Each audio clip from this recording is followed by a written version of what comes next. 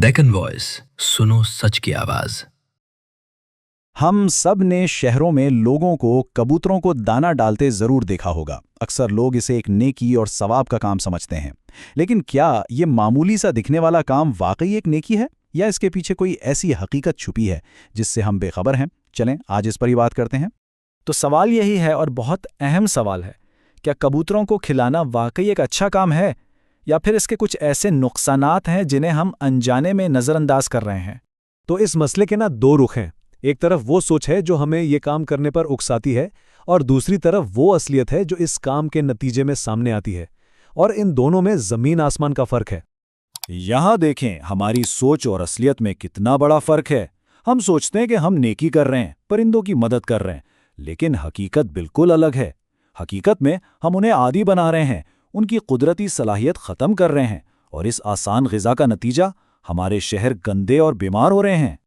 अच्छा, तो ये आदत और गंदगी किस तरह एक मसला बनती है? इसके असरात सिर्फ परिंदों तक नहीं रहते, बल्कि पूरे माहौल पर, हम सब पर पड़ते हैं। चलें, इसको थोड़ा और खोल के देखते हैं।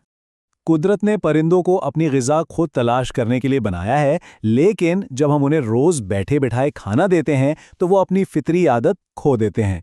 वो कह लें कि सुस्त हो जाते हैं, एक ही जगह पर रहते हैं, और नतीजा उनकी गंदगी हर तरफ जमा हो जाती है, सड़कों पर, घरों पर, यहाँ तक कि स्कूल और पार्कों में भी।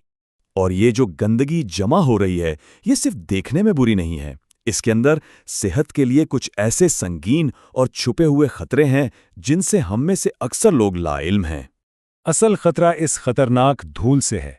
जब कबूतर की पॉटी सूखती है तो वो छोटे छोटे ज़र्रात में तब्दील होकर हवा का हिस्सा बन जाती है।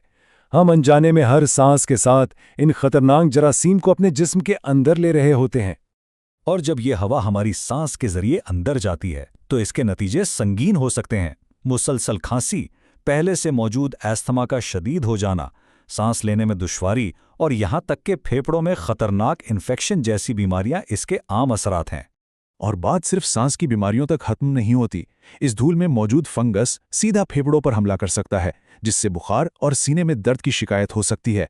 इसके अलावा जिल्द पर एलर्जी, रैशेज और आंखों में जलन भी इसी गंदगी की वजह से हो सकती है। और सबसे फिक्र की बात यह है कि इन तमाम खतरात का सबसे ज़्यादा निशाना हमारे बच्चे बनते हैं। वो इस सूरत हाल में सबसे ज़्यादा गैर महफूज हैं। इस बात को समझना बहुत बहुत ज़रूरी है। इस पूरे मामले में सबसे बड़ा और असल खतरा हमारे बच्चों की सेहत के लिए है। शायद आप सोचें, बच्चे ही क्यों खास तौर पर खतरे में हैं? क्योंकि वो ज़मीन पर खेलते हैं, अनजाने में गंदे हाथ मुंह में डाल लेते हैं, और उनका कुव्वते मुदाफ़ियत यानी इम्यून सिस्टम अभी कमज़ोर होता है। इस वजह से वो पेट की बीमारियों, इन्फेक्शन और वोमिटिंग का आसानी से शिकार हो जाते हैं। जरासीम के अलावा एक और खतरा जिस्मानी चोट का है, जिस पर शायद हमारा ध्यान ना जाता हो। कबूतरों की पॉटी से ज़मीन फिसलन वाली हो जाती है, जिस पर बच्चे और बुजुर्ग दोनों आसानी से गिरकर खुद को जख्मी कर सकते हैं। इतने संगीन मसाइल सुनकर लग सकता है कि हल बहुत मुश्किल होगा, लेकिन खुशकिस्मती से इसका हल बहुत सादा है और हम सबके इख्तियार में है। तो फिर करना क्या चाहिए? जवाब बहुत आसान है। हल सिर्फ 3 आसान कदमों में है।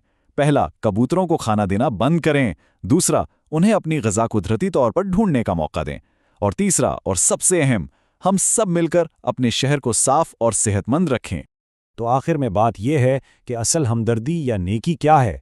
वो किसी एक परिंदे को खिलाना नहीं, बल्कि पूरे शहर और उसमें रहने वाले तमाम इंसानों, ख़ास तौर पर बच्चों की हिफाजत करना है। आखिर में ये सवाल हम सब के लिए है। एक साफ और सेहतमंद शहर जहां हमारे बच्चे महफूज तरीके से खेल सकें, इसकी जिम्मेदारी किसकी है? इस पर ज़रूर सोचिएगा। अगर आपको वीडियो अच्छा लगा तो वीडियो को लाइक एंड सब्सक्राइब करें, और नेक्स्ट आप कौन सा वीडियो देखना चाहते हैं कमेंट करके बताएं। पर हाँ, डेक्कन वॉइस न्यूज़ के चैनल को सब्सक्राइब करना ना भूलें और लेटेस्ट अपडेट से अपडेट रहें।